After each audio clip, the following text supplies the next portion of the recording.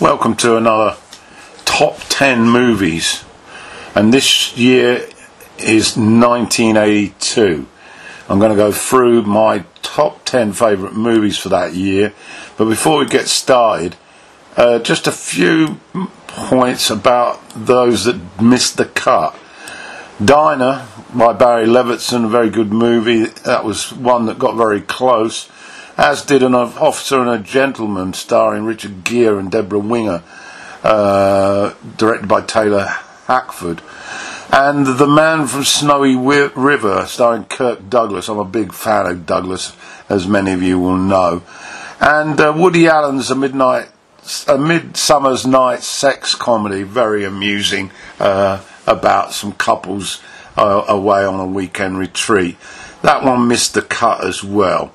And last but not least, Francis Ford Coppola's One from the Heart, starring Frederick Forrest and Terry Garr and Harry Dean Stanton. Okay, right, let's get to the ones that did make the cut. And at 10 is Made in Britain. This is a very English movie directed by Alan Clark, who went on to direct the movie Scum at the end of the 80s, a very violent portrayal of life inside a borstal for young offenders. Well, Made in Britain is his precursor for that. This is an extremely violent movie about a young 16-year-old skinhead, played brilliantly by Tim Roth, who's basically on a mission to carry out hate, violence and anything else on a system that finds it extremely difficult to control him, and he's repaying the system for all the impact it's had on his life. It's a brutal portrayal of British youth, and I suggest you go and have a look at it. Made in Britain, starring Tim Roth. So at 9 is Missing. This is a movie directed by Costa Gavras, and it stars Jack Lemmon, Sissy Spacek and John Shea. It's based on a true story about what occurred in Chile in South America in 1973, when the military, run by General Pinochet, decided to overthrow the democratically elected government of Allende, and he was murdered. And what happened after that, and we trace the political upheaval through the arrival of Jack Lemmon to Santiago and his desperate attempts to find out what's happened to his son, played by John Shear, and he gets the help of the girlfriend, excellently played by Sissy Spacek. It's a real piece of dramatic drama, and it's also a very close look at how powerful political corruption is in all parts of the world. And it won for adapted screenplay at the Oscars, so it's certainly worth a look. That is Missing. At 8 is Tootsie, directed by Sidney Pollack, starring Dustin Hoffman, Jessica Lange and Terry Garr. This was a very successful movie. Jessica Lange won the Oscar for supporting actress, and it was also nominated in some other categories, including Best Film, Best Actor for Hoffman, and a few other minor awards. Oh, and for Best Director nomination for Sidney Pollack. It's a story about an actor, an unemployed actor, played by Hoffman, who, in his desperate search for new work, decides that he's going to try his hand at dressing up as a woman and going to auditions dressed as a woman. And well, you've guessed it, he is successful on his first, and what then follows is a number of roles where he has to continue to be a woman, and this film traces the difficulties that emerge both in work-related aspects and in his personal life. It's a comedy, it's very funny, Hoffman is brilliant, and I suggest you get to look at it. It's called Tootsie. So to number 7 in my top 10 for 1982 movies, and this is The King of Comedy, directed by Martin Scorsese, screenwriter Paul Zimmerman, and it stars Robert De Niro as Rupert Pumpkin, not Pumpkin, and Jerry Lewis as Jerry Langford, and Diane Abbott plays Rita, and Sandra Bernhardt plays Marcia. This is a black comedy about how showbiz fringe people, groupies, autograph hunters and obsessive fans get caught up in celebrity fervour. Jerry Langford is a late night TV host in the Johnny Carson type mode. One of his biggest fans is Rupert Pumpkin, who's an aspiring comedian and is desperate, really desperate, to join the celebrity club, and he is determined to get his opportunity, and we witness his methods to try and make contact with his hero Jerry Langford. He tries the typical forcing himself on him routine, but eventually, after all else fails, he gets together with one of the girls, Marcia, and plans to kidnap Jerry and force him to be put on the show.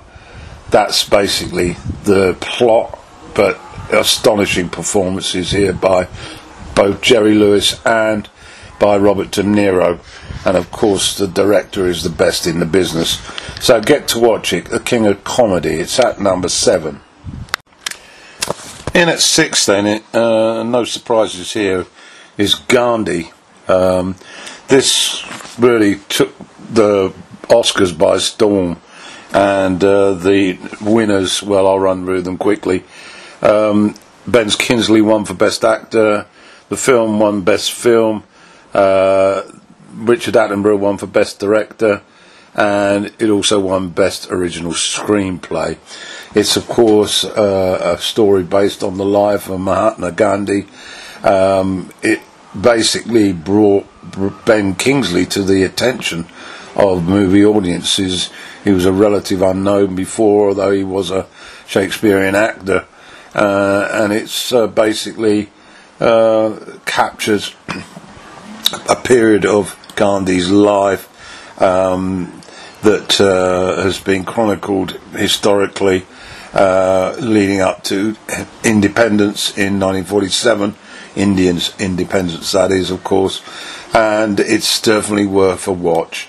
The acting is superb, the directing is first class, the sets are absolutely wonderful, and it gives your average Joe public an insight into the character and the beauty of this man who brought so much peace and love to the Indian subcontinent. So that's Gandhi, and it's now in my top 10, and it's at the number 6. So to number 5 in my top 10 for 1982 is Blade Runner. The first Blade Runner, of course. It was very much met with cynicism by the critics. Ridley Scott's futuristic thriller set in the hellhole of Los Angeles in the year 2019, and in the movie Harrison Ford, who's is the Blade Runner. He's a police officer who kills replicants. These are powerful humanoids manufactured by genetic engineers, and they have found their way back to Earth, being originally used as drudgery in space colonies, and his mission is to track them down and to exterminate them, and he follows 4 of them, played by Brian James, Joanna Cassidy, Daryl Hannah, and a very, very young looking Rukahua. And the film, as I say, has reached cult status once we entered the 21st century. But it is worth a look, and it's particularly useful now that we've had the sequel, Blade Runner 2049. The sets are fantastic. Ridley Scott's direction is awesome, and the lead performance by Harrison Ford in one of his best roles. So get to look at it. It's Blade Runner. It's my number 5. At number 4 in my top 10 for 1982 is Shoot the Moon. It's written by the Oscar-winning writer Bo Goldman, who was responsible for One Flew Over the Cuckoo's Nest. It's directed by Alan Parker, and it's a bittersweet comedy about a marriage that's gone smash. And it stars in the lead roles Albert Finney and Diane Keaton, and they are tremendous in this movie. The setting is in San Francisco. George Dunlop, played by Finney, is a successful writer, and his wife Faith live in a handsome old farmhouse, and they have 4 small daughters, and the marriage is falling apart mainly because of Dunlop's philandering, and it's a very, very emotionally charged piece of work. I thoroughly enjoyed it. I've watched it 2 or 3 times. It certainly doesn't hold back. It's emotionally quite demanding, very unsettling at times, but also very amusing, in part because these 2 actors, Finney and Keaton, can put their hands on anything. So I'd suggest you get to watch it. It's called Shoot the Moon. It did catch the eye of the Golden Globes, and Albert Finney and Keaton were nominated. At the BAFTAs, again, nominations for Keaton and Finney, and but the Oscars seem to have passed it by. But anyway, it's my number 4 anyway in 1982. So we've moved to number 3 now in my top 10 for 1982, and this is Sophie's Choice, directed by Alan J. Pakula, starring in the lead role Meryl Streep, supported by Kevin Kline and Peter MacNicol, who plays Stingo. The original writing was by none other than William Styron, and in his book, which is adapted for the screen, he refers to the characters aforementioned in this particular film. We start off in a Brooklyn boarding house in 1947, where the aspiring writer Stingo, played by MacNicol, arrives to meet his 2 friends, Sophie and Nathan, and he gets a complete shock because these 2 characters are very much overwhelming, and we follow the triangular relationships, and we explore the depth of characters, and of course Sophie, played by Streep, her background. We get an insight into the trauma of the Second World War and her experience as being an occupant at Auschwitz with 2 of her children, and the trauma and the devastation that experience has had on her. The movie is an emotional roller coaster. It's sure to bring out emotions in you as a viewer. Streep, although she had been performing in a number of very reputable movies before, this was the one that really catapulted her career, and it's a truly remarkable piece of work by her. and hardly surprising that she won the nomination. She won the Oscar for Best Actress, and she also won the Golden Globe for Best Actress, and was nominated for the BAFTA. There were some other supplementary nominations in the Academy Awards: Best Writing adapted by Pakula, Best Cinema, Best Costume Design.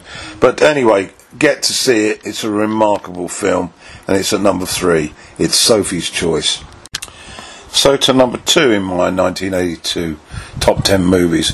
This one, Betrayal, directed by David Jones, screenplay by Harold Pinter, and starring Jeremy Irons as Jerry, Ben Kingsley is Robert, and Patricia Hodge is Emma. It sneaks in at 82, although it came out in the very early part of 83, but I'm putting it into 82. But if you check on the Internet Movie Database, you will see it was released in 1983. Okay, so what do we have here? Well, this is a remarkable piece of work. One of my favourite films, not just of this year, but any year. It involves the triangular relationship between two best friends, one of which is married to Patricia Hodge's character, Emma, and the other is having an affair with her.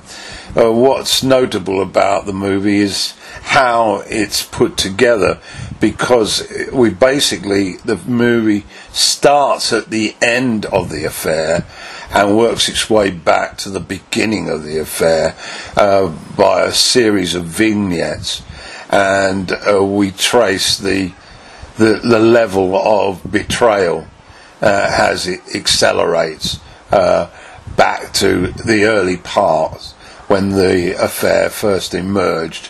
The acting is of a 5-star nature, particularly that of Patricia Hodge, who was surrounded by two giants of the stage, both Irons and Kingsley, of course, theatre actors with a huge pedigree.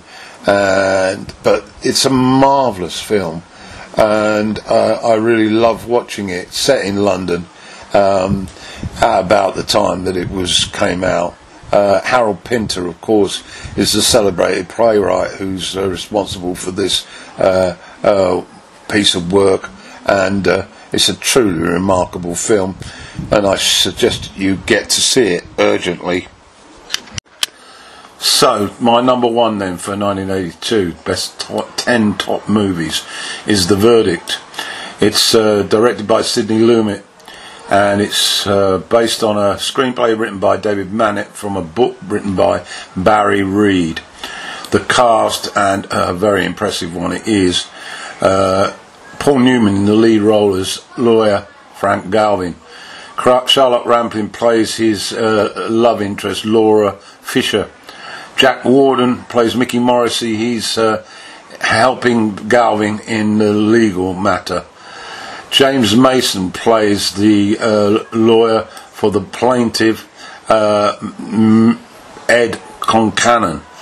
The Judge Hoyle is played by Milo O'Shea, and Lindsay Krause, a very important supporting role as Caitlin Costello-Price, a nurse at a Catholic hospital, which is the centre of this negligent case that Frank Galvin, a lawyer down on his luck, battling his demons under the influence of alcohol, is offered this negligent case against the hospital that's led to a young woman becoming a vegetable, and on the face of it, it looks open and shut, but nothing like that it happens in his world. And Galvin takes on the case, goes to see the victim, and then it turns the whole matter into a life and death situation. It's one of the most powerful legal drama films I've seen, alongside 12 Angry Men, but actually in the courtroom this time. The performances by Newman I rank as possibly one of his best, although he's obviously littered with so many.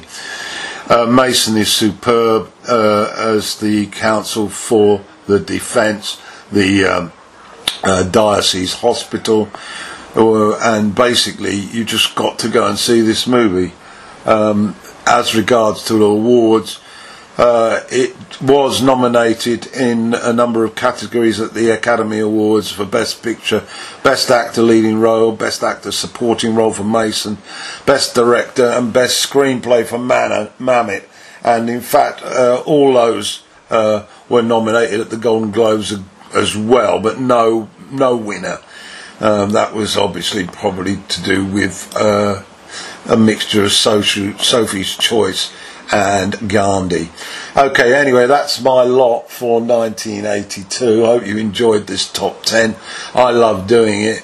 The main focus on doing it, of course, is to perhaps suggest to our audience to go and watch these films, or if you have watched them, be reminded about how good they are and go and watch them again.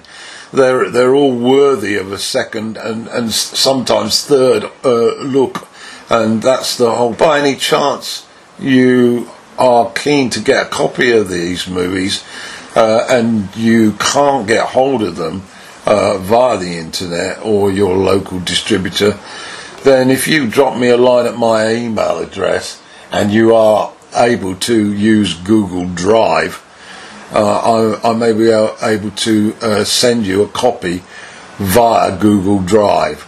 It will probably be a smaller size copy, so don't expect Blu-ray. But if you can't get hold of it and you're desperately wanting to watch it, take advantage of this opportunity. This is a free service and I'm not asking for anything other than your interest. Okay, that's my lot. I'll be back with 1983, possibly in about 3 or 4 days.